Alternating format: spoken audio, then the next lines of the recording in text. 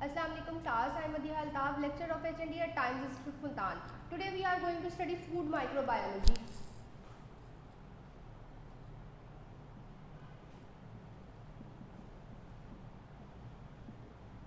Food microbiology में जो आज हमने टॉपिक इन डिटेल स्टडी करना है वो है फर्मेंटेशन।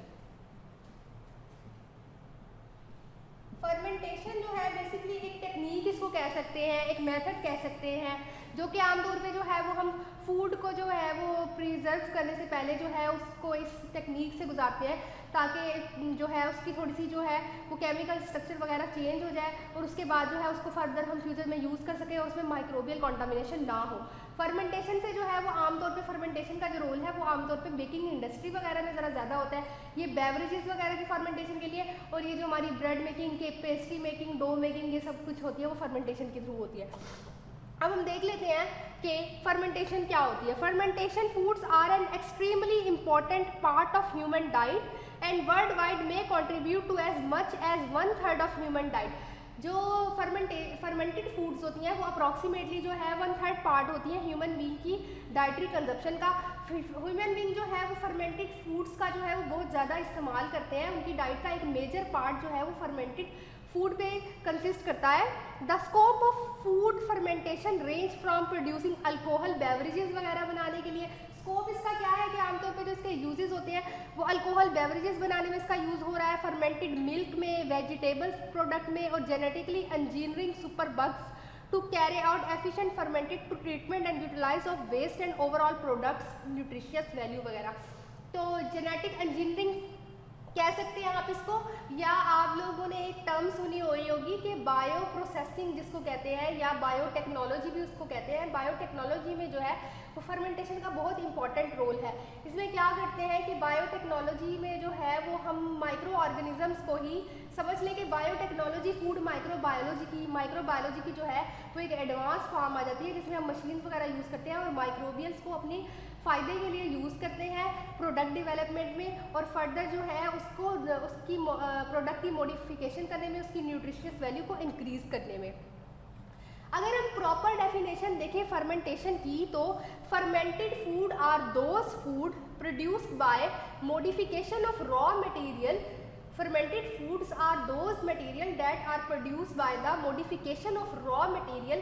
raw material जो हमने फूड को कंज्यूम करने के लिए फूड का जो raw material लिया किसी भी प्रोडक्ट को डिवेलप करने के लिए, उसकी जो है मॉडिफिकेशन करने को ऑफ इधर एनिमल और vegetable origin by the activities of micro organisms. कोई भी सोर्स से लिया हुआ हमने जो है वो रॉ मटेरियल, चाहे हमने एनिमल सोर्स से ले लिया चाहे हमने वेजिटेबल सोर्स से ले लिया, उसकी जो मॉडिफिकेशन करेंगे हम माइक्रो ऑर्गेनिजम्स को उसमें ऐड करके, bacteria, yeast and mould can be use to produce a diverse range of products that differ in flavour, texture, stability from the original raw material. कोई भी रॉ मटेरियल जो हमने animal source से, vegetable source से, fruit source से लिया, उसके बाद हमने उसमें कोई भी माइक्रो ऑर्गेनिज्म ऐड किया, for example yeast, mould, bacteria, उसकी जो है वो मॉडिफिकेशन कर दी, उसकी जो है जो भी उसकी मॉडिफिकेशन कर दी उस रॉ मटेरियल जो हमने परचेज किया उसमें ऑल्ट्रेशन कर दी थ्रू माइक्रो ऑर्गेनिजम्स, उसके नतीजे में जो न्यू हमारी प्रोडक्ट डेवलप हुई जो कि चेंज थी उस रॉ मटेरियल से फ्लेवर में, टेक्सचर में, कलर में, और तो उसको कहेंगे हम फर्मेंटेड फूड। या इसके अलावा जो अदर डेफिनेशन हो सकती है वो है fermented foods are those foods which are subjected to action of microorganisms or enzyme to get desirable biochemical change and cause significant modification to food।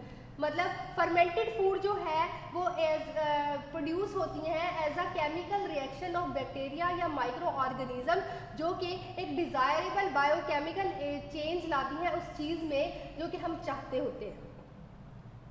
Means fermentation क्या है कि माइक्रो ऑर्गेनिज्म को हमने ऐड किया और कोई भी रॉ मटेरियल या फूड जो हमारी थी उसको जो है वो हमने क्या कर दिया, उसकी जो हमने केमिकल कंपोजिशन को चेंज किया, तो उसके नतीजे में जो है वो एक न्यू प्रोडक्ट डेवलप हो गई जो कि बेटर थी उस रॉ मटेरियल से, टेस्ट में भी, टेक्सचर में भी और न्यूट्रिशियस वैल्यू में भी।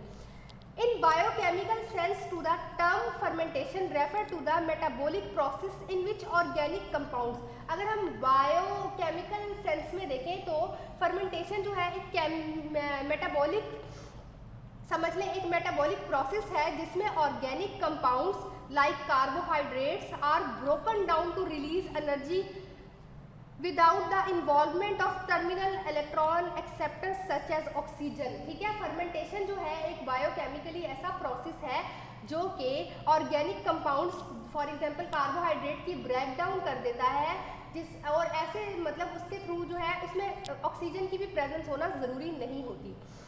Partial oxidation of the substrate occurs so that only relative small amount of ATP energy is released compared with the energy generated if a terminal electron।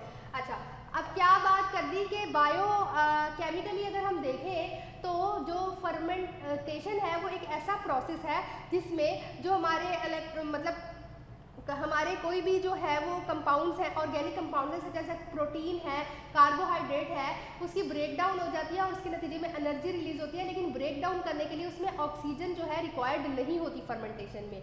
लेकिन जो ऑक्सीजन या मतलब जो एनर्जी रिलीज होती है ATP के मॉलिक्यूल्स के through, ATP और एडीपी जो है वो एडिनोसिन ट्राइफॉस्फेट और एडिनोसिन डाइफॉस्फेट दो जो है वो एनर्जी इस फॉर्म में जो है हमारी बॉडी में स्टोर होती है।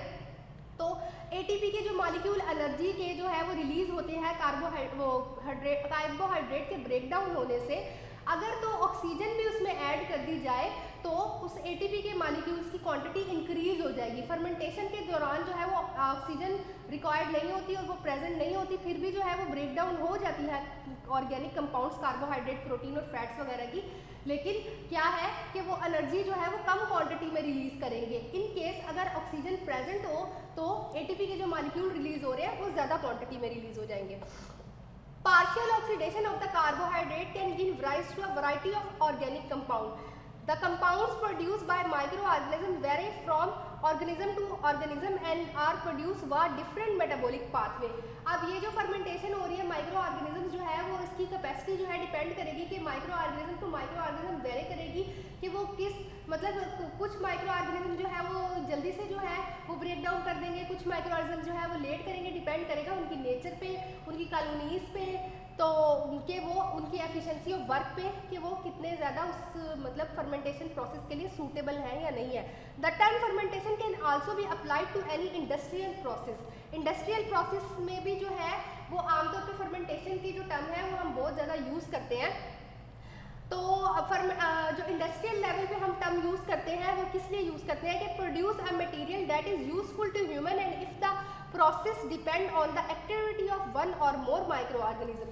अब जो इंडस्ट्रियल लेवल पे फर्मेंटेशन हो रही है तो उसमें क्या क्या बन रहा है देख लें आप। फर्मेंटेशन के थ्रू जो है वो डिफरेंट टाइप के ड्रग्स भी बना सकते हैं। इसके अलावा जो है वो आप इससे फर्मेंटेशन के थ्रू जो है वो योगर्ट बन जाएगी, एक एग्जांपल है फर्मेंटेशन की। बेवरेजेस,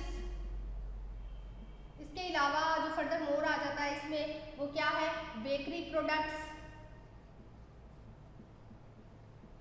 बहुत सारी टाइप की ऐसी बेकरी प्रोडक्ट्स है। इवन आप कोई भी जो है वो आप मार्केट से प्रोड्यूस करवा मतलब लेकर आए हैं कंज्यूम करने के लिए, कोई बिस्किट इवन लेकर आए हैं, वो भी जो है वो आपकी फर्मेंटेशन की एग्जांपल आ जाती है। Benefits of fermented foods, fermented foods के जो है वो क्या बेनिफिट्स आ जाते हैं, ठीक है। अब देख लेते हैं कि फर्मेंटेड फूड के बेसिकली क्या बेनिफिट्स है। Benefits of fermented foods: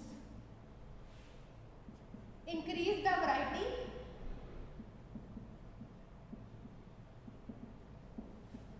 variety को इंक्रीज करता है हमारी फूड में, use as ingredients,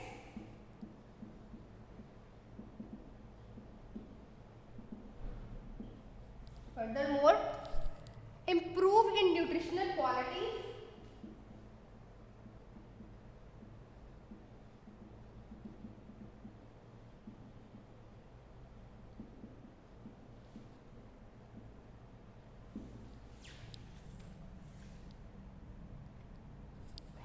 preservation of food,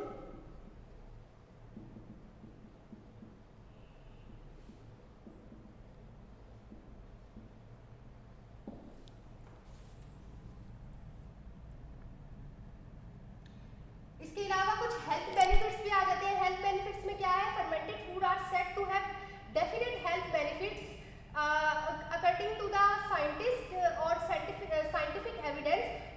limited. Reports suggested that fermented milk produced such as yogurt can reduce serum cholesterol level. अब क्या है कि फर्मेंटेड फूड है ना योगर्ट हमारी, तो साइंटिफिक एविडेंस या स्टडीज की बेस पे अगर हम देखें तो योगर्ट का जो है वो कंजप्शन जो है वो हमारे कोलेस्ट्रॉल लेवल को लो करती है, सीरम कोलेस्ट्रॉल लेवल को। और इसके अलावा जो है एंड हेल्प अवॉइड कैंसर से भी जो है वो हमें प्रिवेंट करती है, particularly those associated with the colon, मतलब खासतौर पे कौन कौन से cancers, colon cancers. Bio yogurts AB and ABT yogurts are said to have a restorative effect on the gut microflora. और क्या करते हैं कि ये जो इसमें योगर्ट है वो हमारे GIT ट्रैक्ट को जो है वो हेल्दी रखती है, माइक्रोबियल GIT ट्रैक्ट की माइक्रोबियल फ्लोरा को हेल्दी रखेगी। दूसरा हमें जो है वो इसके हेल्थ बेनिफिट ये है कि ये हमें कैंसर से प्रिवेंट करेगा, खासतौर पे जो कोलून कैंसर्स होते हैं। एंड फर्दर मोर ये आ जाता है कि ये हमारे जो है वो सीरम कोलेस्ट्रॉल लेवल को कंट्रोल करता है और ये हमारी डाइजेशन को इम्प्रूव करेगा। हेल्थ बेनिफिट है इसके, improve digestion and detoxification of raw material करेगा।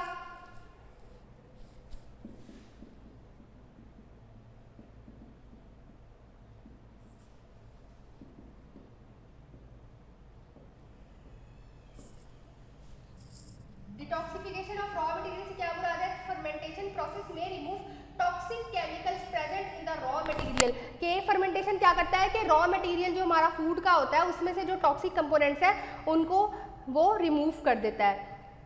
फर्दर मोर जो है वो इसकी टाइप्स आप लोग को पता है कि जैसे मैंने अभी आपको बता दी कि कौन कौन सी टाइप आ जाती है, चीज़ आ जाती है, योगर्ट आ जाती है, बेकरी प्रोडक्ट्स आ जाती हैं और अल्कोहलिक बेवरेजेस वगैरह आ जाते हैं। इसके अलावा हमारे फर्दर जो है वो डिफरेंट किस्म की फूड आ सकती हैं, जैसे हमारी बेकरी से रिलेटेड तकरीबन तमाम सारी जो है हमारी डाइट का हिस्सा होती हैं, कोई भी मतलब इसमें आ जाती है प्रोडक्ट वगैरह, बिस्किट्स आ गए, पेस्ट्रीज आ गई, केक आ गया, रोज़मर्रा में जो है वो डो मेकिंग है, ब्रेड मेकिंग है, ये सब चीज़ें आ जाती हैं। माइक्रोफ्लोरा इन फर्मेंटेड फूड्स, माइक्रोफ्लोरा का जो है वो फर्मेंटेड फूड में क्या रोल है? By tradition lactic acid bacteria are the commonly use micro organism for preservation of food. Lactic acid bacteria करता है ना, लैक्टोबैसिलस बैक्टीरिया जो होता है वो क्या करते हैं, जैसे आप देखते हैं कि दूध को जो है वो आप दही में कन्वर्ट करने के लिए उसमें जो है वो एक लैक्टिक एसिड या मतलब थोड़ा सा मतलब उसको फाड़ना है ना, तो उसको जैसे आप जाग लगा रहे हैं दूध को, तो आप उसको जो है वो मतलब उसमें लैक्टोबैसिलस बैक्टीरिया का एडिशन कर देते हैं। अगर माइक्रोबायोलॉजी की रूह से देखें तो लैक्टोबैसिलस बैक्टीरिया होता है, या फिर आप जो है वो क्या करते हैं लेमन वगैरह ऐड कर देते हैं, या फिर कुछ लोग ये भी करते हैं कि कुछ लोग जो है वो जैसे कोई दही अगर रखा हुआ है तो उसी का एक चम्मच जो है वो मिल्क में ऐड करके उसको जो है वो आगे फर्दर मोर जो है उसकी योगर्ट में कन्वर्ट करने के लिए यूज़ कर लेते हैं। बैक्टीरिया की जो टाइप्स जो है वो यूज़ हो जाती हैं फर्मेंटेशन में, उसमें बेसिकली आ जाता है लैक्टिक एसिड बैक्टीरिया, जिसमें जो है वो फर्दर आ जाएंगे आपके जो है पेडियोकोकस, लैक्टोबैसिलाइस और कार्नोबैक्टीरियम बैक्टीरिया आ जाएंगे रिलेटिवली, जो कि आमतौर पे जो है वो फूड को फर्मेंट करने में हेल्प आउट करते हैं। इसके अलावा जो है वो आ जाएगा कि सबसे मेजर जो है वो यही है कि उससे फिर कल्चर वगैरह बता दिए गए हैं कि किस तरह से जो है वो हम उसको डेवलप कर सकते हैं। लैक्टिक एसिड बैक्टीरिया की ग्रोथ का डिपेंड किस पे है? Lactic acid bacteria are mesophilic in nature होते हैं। मेजोफिलिक क्या है? टेम्परेचर के अकॉर्डिंग जो है ये 20 to 40 डिग्री सेंटीग्रेड तक जो है ये ग्रो कर लेते हैं। They generally grow over the temperature of 10 to 40। वही आ गई बात कि मेजोफिलिक क्या है कि मीडियम टेम्परेचर पे ग्रो कर लेते हैं। Some can grow below 5 and as high as 4 degree centigrade. Sometime जो है वो 4 और to 5 डिग्री सेंटीग्रेड के बिटवीन भी जो है ये ग्रो कर सकते हैं। देन फर्दर जो है वो क्या आ जाता है कि इसमें जो नेक्स्ट आ जाता है कि हम इसको किस तरह से जो है इनोमिनेटेड मेथड आ जाते हैं कि हम इसको स्टीक प्लेट मेथड से ग्रो करेंगे या पोर प्लेट मेथड से।